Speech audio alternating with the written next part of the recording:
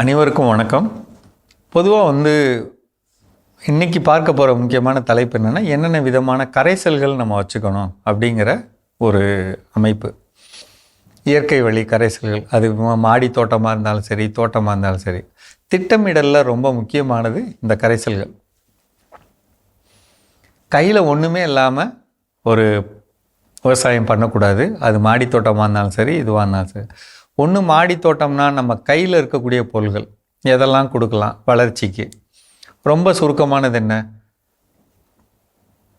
கடலைப்பருப்பு விற்கும். அந்த கடலைப்பருப்பு வாங்கி ஒரு 200 கிராம் மிக்சியில் அரைச்சி தண்ணியில் ஊற வச்சு தரையில் கொடுக்கலாம், தெளிக்கலாம்.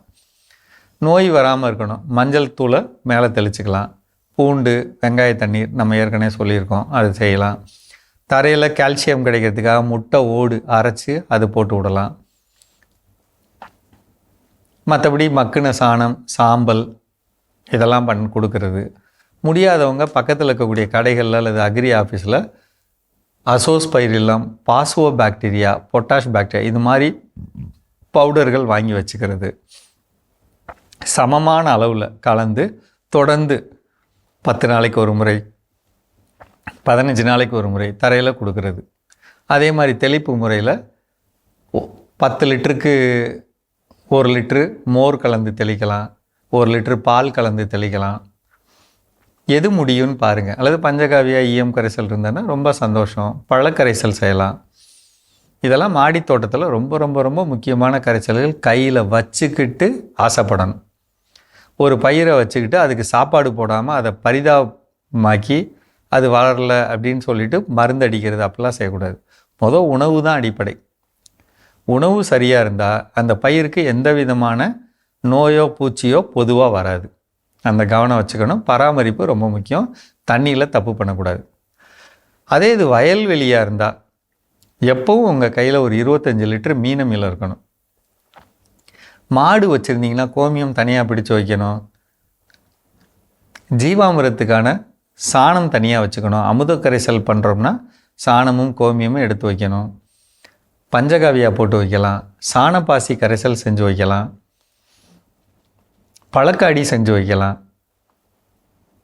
பூச்சி விரட்டிக்காக பல்வேறு வகையான கரைசல்கள் இருக்குங்க. ஏதாவது ஒன்று கரைசல்களை செஞ்சு வைக்கலாம். நம்மளுடைய இடத்தோட அமைப்புக்கு ஏற்ற மாதிரி 1 ஏக்கர், அரை ஏக்கர்லேருந்து 10 ஏக்கர், 25 ஏக்கர், 100 ஏக்கர்னால் என்ன விதமான கரைசல்கள் செஞ்சு வைக்கலாம். நம்மளுடைய நிலத்தோட அமைப்புக்கு ஏற்ற மாதிரி கரைசல்கள் செய்யலாம். ஆனால் செஞ்சு வைக்கணும். அப்படி இல்லைன்னா உயிர் உரங்கள் பூச்சிக்கு தனியாக இருக்குங்க, புழுவுக்கு இருக்குது, நெமட்டோடுக்கு இருக்குது, அழுகலுக்கு இருக்குது. என்ன கரைசலோ அது நம்ம போதுமான அளவில் வாங்கி வச்சுக்கணும். 1 லிட்டர் 200 ரூபாய் அல்லது கீழே இருக்குது, வாங்கி வச்சுக்கணும். முன்கூட்டியே வாங்கி வச்சுக்கணும். பிரச்சனை வந்ததுக்கப்புறம் ஓடக்கூடாது. நம்ம இந்த மாதா டிவியில் இந்த பேசுகிறதோட அடிப்படை என்ன? முன்கூட்டியே என்னென்ன பிரச்சனைகள் வரும் அப்படிங்கிறத உங்களுக்கு சொல்கிறோம். அப்போ இது வர்றோம் சொல்கிறத மனசில் ஏற்றுக்கிட்டு இதுக்கான திரவங்கள் எதுன்னு கேட்டு முன்கூட்டி வாங்கி வச்சுக்கிட்டிங்கனாலே ஒரு பயிரில் எவ்வளவு லாபம் கிடைக்கும்னு நம்ம சொல்கிறோமோ அதை எடுக்கணும். ஒரு நெல் விவசாயம் அப்படின்னா 1 ஏக்கருக்கு 2400 கிலோ எடுக்கணும்னா எடுக்கணும். தக்காளியில் 40 டன் எடுக்கணும். ஒரு பப்பாளியில் ஒரு காய் 3 கிலோலேருந்து 4 கிலோ வரணும். பாக்கில் ஒரு கொலையில் சராசரியாக பச்சைக்காய் 8 கிலோ வரணும். இதெல்லாம் அடிப்படை இலக்கு. வாழை 22 கிலோ வரணும் தார் அப்படின்னா வர வைக்கணும். அப்போ கையில் பொருள் இருந்தால் கொடுக்கலாம். இப்போ நம்ம செய்கிறது என்னென்னா தட்பவெட்ப சூழ்நிலையோடு சேர்ந்து நம்ம மண் வளத்தோடு சேர்ந்து நம்ம பயிரை ஒப்பிட்டு நம்ம ஒரு காரியம் செய்கிறதில்ல. முந்தி காலத்தில் நிறைய இது மாதிரி அனுபவப்பட்ட வீட்டில் பெரியவங்க இருந்தாங்க. அவங்க சொல்லுவாங்க இந்த காலத்தில் இதெல்லாம் நடக்கும்னு. இப்போ நம்ம அதெல்லாம் தெரிஞ்சிக்காமல் நம்ம ஒரு காரியம் பண்ணும்போது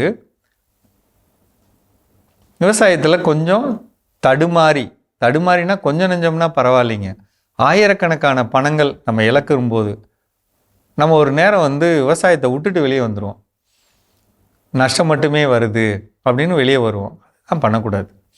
முடிஞ்சவர்களும் தவறுகள் எங்கே இருக்குது அப்படின்னு தெரிஞ்சுக்கிறது தான் விவசாயத்தோட அடிப்படை. அதை சரி பண்ணணும். தினசரி சரி பண்ணிக்கணும். செஞ்சு பாருங்கள். தொடர்ந்து இந்த சேனலில் பாருங்கள். சந்தேகங்கள் இருந்தால் கீழே இருக்க நம்பரில் கேட்டுக்கோங்க. சரிங்களா? மீண்டும் சந்திப்போம்.